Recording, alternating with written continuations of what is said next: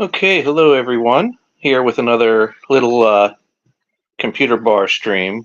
Although the actual bar is so cluttered up, this channel never quite became what I expected, but it's where I post any computer-related updates I need to post. And what we have here on the dining room table is ComputerLand BC88 number 5 in my collection. Number 4 is still a scrap of rusted parts with a bad power supply and a dead hard drive and other parts that do work from brief testing that could be spare parts, and that's about all that one's good for. And number 3 is down here on the floor in case I needed a working machine to test parts on, but actually machine number 5 has been a pretty good specimen. A little dirty, and it's got some issues we'll go over, but I've not needed to test anything with a working machine. This one came with another Sysdyne CGA color monitor, which works for the time being. These things are always on borrowed time, though. This is the third Sysdyne CGA monitor I have, and of the 3, it's the only one that currently works properly. The first one I bought broken with hopes to fix it up, which I still have. The second one was working and then went really dim, and so that needs to be fixed up. And this one arrived on Friday evening and is still working, but for how long we shall see, although the touch-sensitive buttons don't work. But in addition to having a power button on the front, there's a mechanical power button on the back that has to be on the on position for this power button to work. So for the time being, I just have to turn it on reaching to the back, and I don't have the option to make green or amber text or adjust the brightness. But any working CGA monitor is a luxury in this point in time. It's hard to find good ones of these. Of course, throwing a VGA card into the slot's always an option, but anyways, this machine came with 2 floppies, and it had a hard drive with hard drive controller, hard drive mounted in there. As you can see, there's a hard drive up here. This hard drive is not the hard drive that was in there. This is a identical drive to the drive that was in there. We've got our floppy controller and RAM card. We got our PC card. It's got a game card to connect a joystick, and a CGA video card with a switch to switch between color or monochrome. And all of this works. Now, what didn't work, though, was the hard drive that did come with the computer, which I have in pieces over here for reasons that'll become clear as we proceed. Because the guy that sold me this machine, he's like, well, let me test it to make sure it works. And I was like, dude, I don't care. It's probably not gonna. But yeah, let me let you know if it works. And then a few days later, he goes, well, I turned it on. It made a spark, and I turned it off.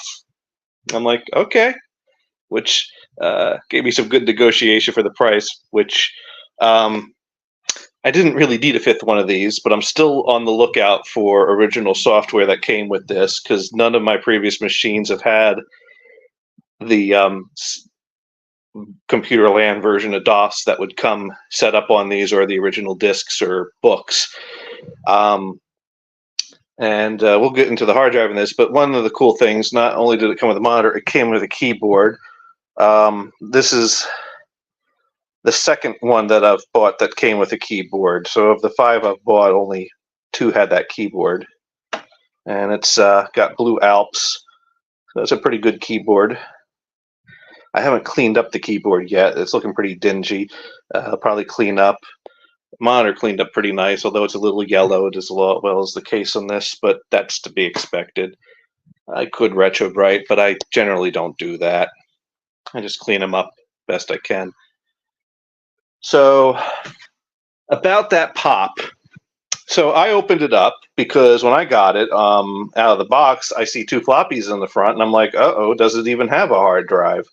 Because usually, in my experience, if you had two floppies, you were a floppy only machine. If you bought a hard drive, you only had one floppy drive, and quite often it was common to have a hard drive in one of those bays with a faceplate on the front with a light. But sure enough, it had the internal drive. And this here is the board of the internal drive. And if we look over here, we can see two charred capacitors. One of which is probably what went pop when the original owner gave it a test and immediately turned it off. And so I knew it went pop, but I also didn't know where to start with testing other than to plug it in, turn it on, and see what happens. And I'm kind of glad I did that with the case off of it, looking at things, because I plugged it in, flipped the switch on, and sure enough, a loud pop and flame came out from the seam between the board and the hard drive, right where one of these two capacitors was. And I mean, I flipped the power switch off, but the flame persisted a bit. It wasn't like emerging high out from the drive, but there was an orange glow in there that I literally had to go and blow out. My apologies for not streaming the initial power on. I will now make a point going forward, any new old machine that comes in here, to live stream the first power on, so as to catch the next occurrence of something like that if that happens again. So anyways, this board is toast. I could find the values of those capacitors and probably all the other tantalum capacitors while I'm at it on this board and replace those, but why would I do that when I have an identical drive? And as you can see, the board comes off of the drive fairly easily. And so that brings us to here. Now, why have I not swapped the board onto the drive that came out of here yet? Well, I have done that, and I've been going back and forth because that brings us to testing that I've done. So, of course, I don't remember where this hard drive came from. This hard drive still has data on it that I don't recognize, so I believe this hard drive still has whatever data came on it when I obtained it. I forget if this came in a machine I bought. I know there was a hard drive I bought separately for some reason because I was going to try to set up one of these machines to have two hard drives to try to double the space, and that just became more problems than it was worth. And but I don't know that if it was this drive or if this drive came in. It may have came in the third compact portable I bought. It came in something, or point is, it's a spare MFM hard drive kicking around that just happens to be identical to the one that was in here, which is very lucky to have that happen. Now, of course, this hard drive was not originally paired with this controller. I don't remember what controller it was paired with, but it does by chance, and it is by chance, work with this controller. Although it's not set up to boot properly. I'm a bit confused about that. It might have came in a machine that was configured to boot to some business system or something, but it does have data on it. So if I power on the machine, it makes some sounds that suggest that that's an aging drive on borrowed time. But it does spin up, and it does its little flippity back and forth thing and stays spinning. And over here, we don't get a 1701, which means that it's not unhappy about something relating to the driver controller. But it also is not going to boot, so we're going to grab a DOS boot disk that I have handy. So let me go ahead and put that in there and press the NE key.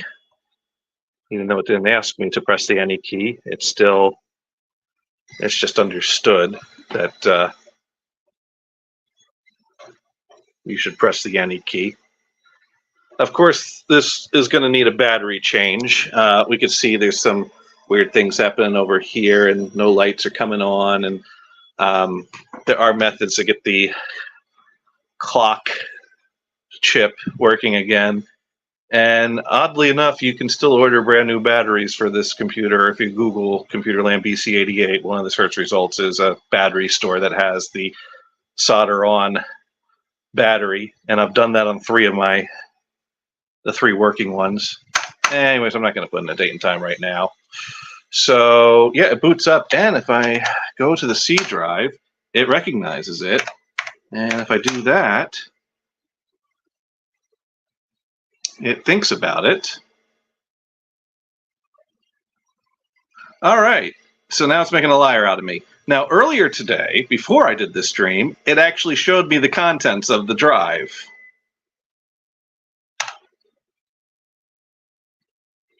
Let's try it again. Let's try a reboot.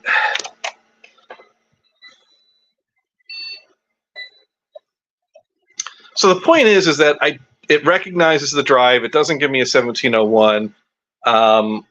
And earlier it let me view the contents of the drive, which suggests to me that the board of this hard drive is good and the controller is good. Let's go ahead and try one more time to see if we can get a directory reading off of this drive.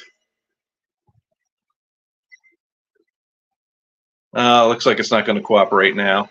Well, it is making some odd noises. I'm going to power down. I'm going to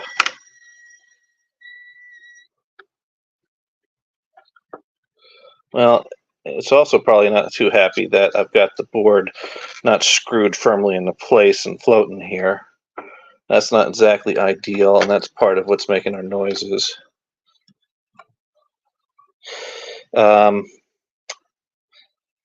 All right. Let's try this one more time. I just want to confirm and document that I do have this drive working. It's going to do it spinny, spinny.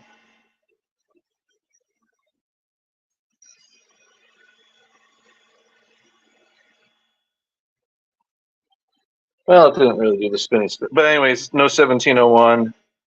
So it's not unhappy about anything there. And we're booting to the floppy.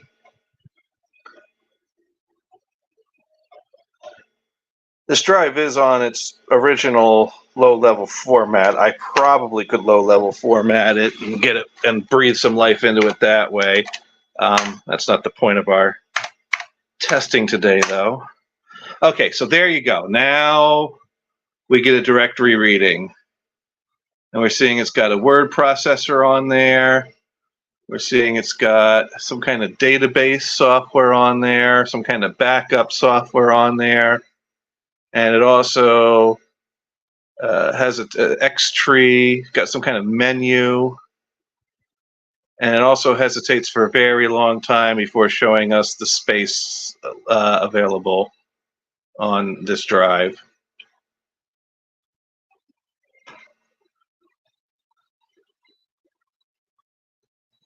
So we're just waiting for that to happen. All right, so we do have some issues with this drive, which we're just going to go ahead and we're going to abort. I'm also going to take my boot disk out of here and put in another disk. I could put it in the B drive, but the B drive is going to give me some trouble, so I haven't tested that a whole lot, because when you're having problems, it could be your disks, it could be the drive, it could be a combination. So for now, I've just been sticking with the drive that's been working more consistently and not adding another variable into the mix. So A drive, this disk has a command on it called ray-xt-mfm, which was recommended to me when I was trying to troubleshoot another MFM drive in BC88 number 4.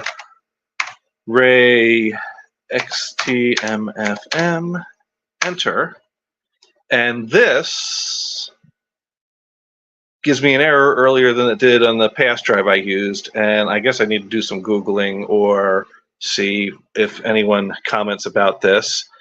But at first, you know, part 1, part 2 seems to be running fine, and it's got some information on there, which I'll go ahead and leave up on here for people to review. CPU type, motherboard class, so let's get some information. Unable to identify BIOS. All right, now we press the any key to continue. And part 3, and this is where we get an error. I cannot identify the BIOS expansion ROM at C8000, aborting. So I don't know what that means or why that happens, but that happens on the hard drive that kind of works, as you can see, although, as you can see, it doesn't work perfectly. So the point to all this, though, is that if I power this down and disconnect things, I have, in theory, a working controller, a working cables, and a working hard drive board. And if I disconnect so if I come over here to this hard drive, over here we got 3 connectors that can come off. One, my apologies for the rotations. My phone doesn't like the slightest tilt. And then we got this ribbon cable's got to come off.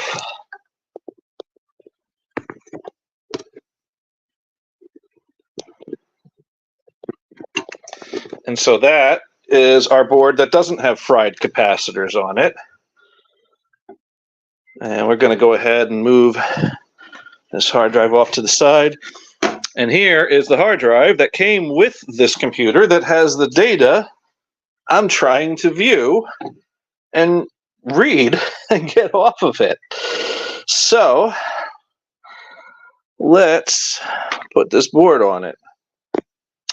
I'm going to put the phone down a moment. My apologies.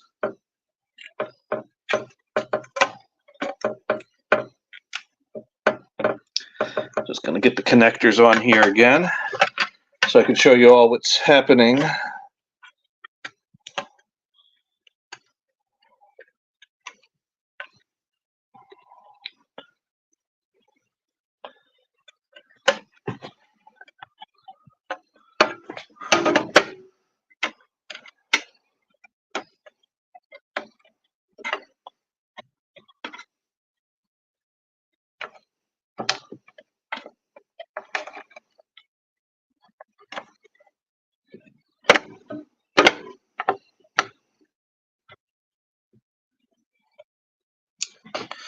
All right, so now we have the working board connected to the hard drive that came in this tower.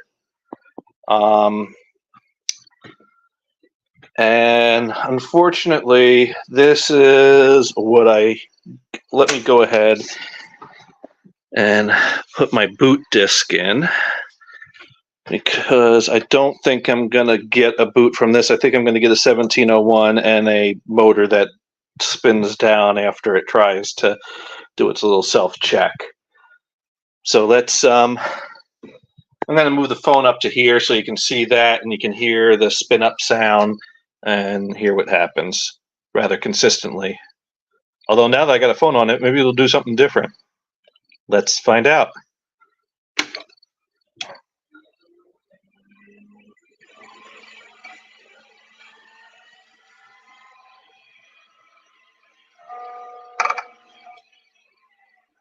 And at that, the hard drive spins down.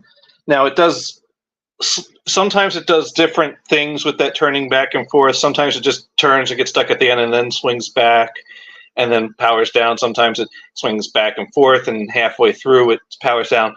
But it always moves that around a bit and then the motor spins down. Like it's, you know, moving that, whatever it wants to happen doesn't happen, and it just gives up and won't even spin the platters anymore.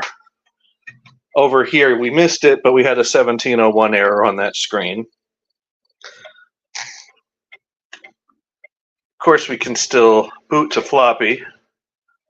That's not been a problem on this machine. And of course, it's not going to see a C drive because it's not even spinning, and we got a 1701. And unfortunately, if I put that,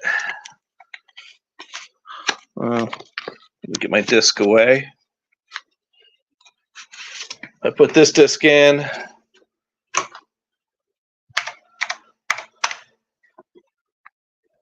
Kitty. Yeah, she doesn't care. If we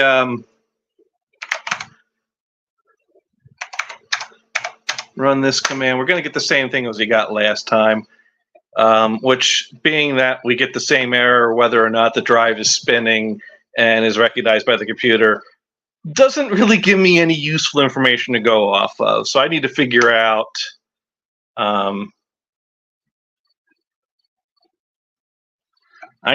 what that error is, so I can get past that error to get to the next error is what my guess is. But yeah, again, just to demonstrate, I'm going to go ahead and turn it off and turn it back on so you can kind of see.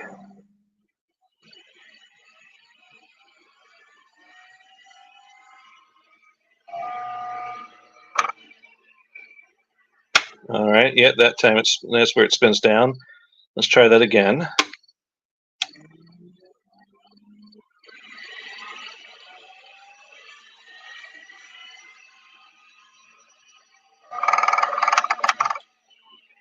Well, that time it didn't even try to swing back. It just kept spinning to the end there, and